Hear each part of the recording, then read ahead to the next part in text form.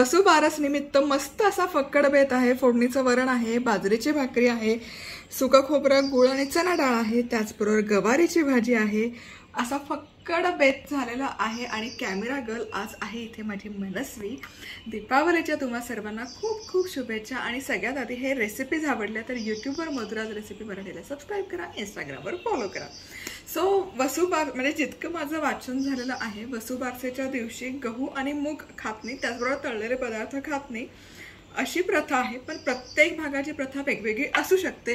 लहानपणापासून मी जे आमच्या घरी बनवलेलं आहे वसुबारसेचा नैवेद्य म्हणजे फक्त गवारीची भाजी, भाकरी आणि गुळ खोबऱ्याचा नैवेद्य असतो।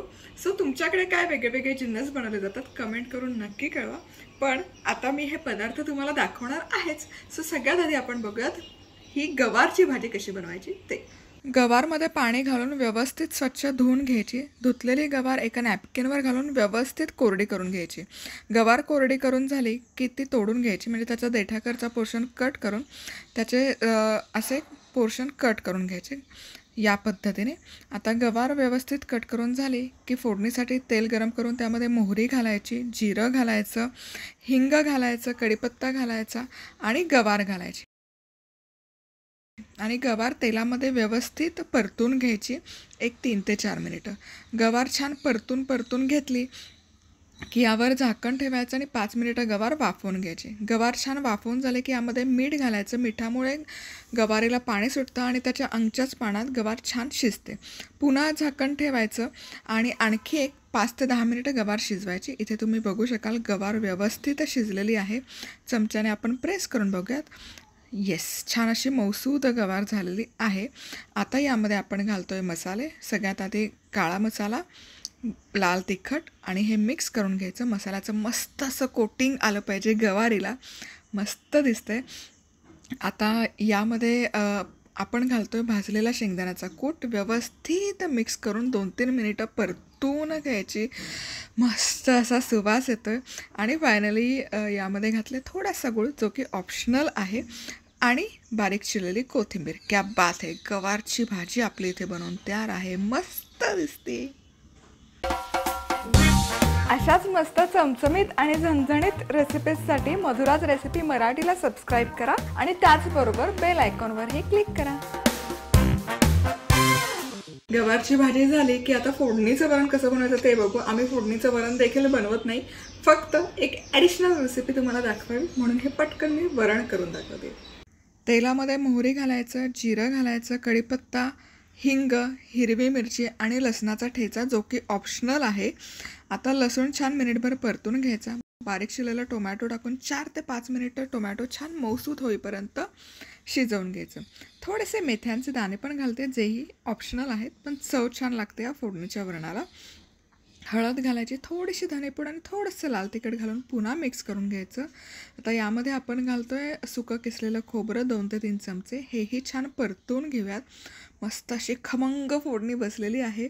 शिजवलेली डाळ घालायची, कन्सिस्टन्सी ॲडजस्ट करण्यासाठी पाणी घालायचं, चवीपुरतं मीठ, पुन्हा मिक्स करून मध्यम आचेवर मस्त एक उकळी काढून घ्यायची या फोडणीच्या वरणाला। उकळी आली की बारीक चिरलेली कोथिंबीर घालायची आणि मस्त आपलं चविष्ट फोडणीचं वरण बनवून तयार आहे। आहा, क्या बात है। आणि आता बनवायला घेऊयात मस्त अशी टमटम फुगलेली बाजरीची भाकरी। बाजरीच्या पिठामध्ये मीठ घालायचं। मीठ व्यवस्थित मिक्स करून यामध्ये थोडंसं पाणी घालून याचा छान असा गोळा करून घ्यायचा। पाणी खूप एका वेळेस नाही घालायचं, थोडं घालून गोळा करून घ्यायचा आणि गोळा करून झाला ना की हे असं छान 3 ते 4 मिनिटं मळून घ्यायचं, छान एकजीव करून घ्यायचं। आता पीठ छान मळून झालं की याचा एकसारखा स्मूथ गोळा करून घ्यायचा या पद्धतीने।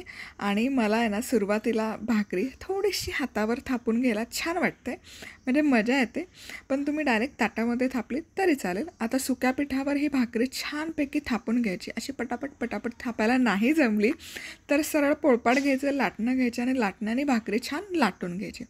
आता इथे ही भाकरी मी व्यवस्थित थापून घेते आणि भाकरी थापून झाली की भाजून घेण्यासाठी ही जी पिठाकडची बाजू तुम्हाला दिसते ही तव्याच्या वरच्या बाजूला आली पाहिजे, सफाईदार बाजू खाली. आता पिठाच्या बाजूवर आपण घालतोय पाणी आणि पाणी हे पूर्ण भाकरीवर छान असं व्यवस्थित स्प्रेड करून घ्यायचं.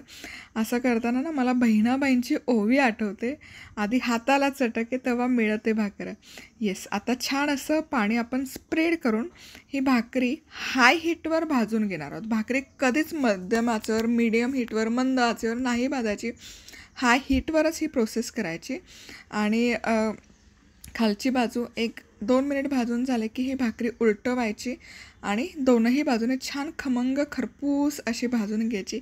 आहा, भाकरी टमाटम टमाटम फुगत आहे, तुम्ही बघू शकाल. क्या बात आहे. हा हा.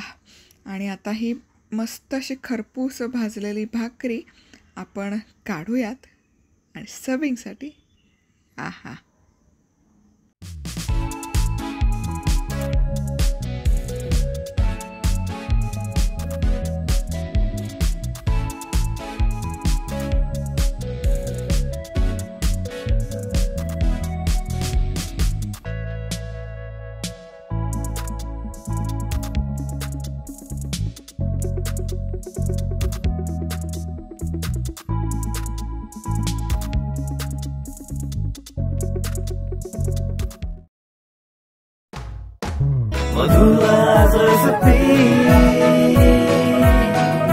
मधुराज रेसिपी, महाराष्ट्राची अस्सल चव.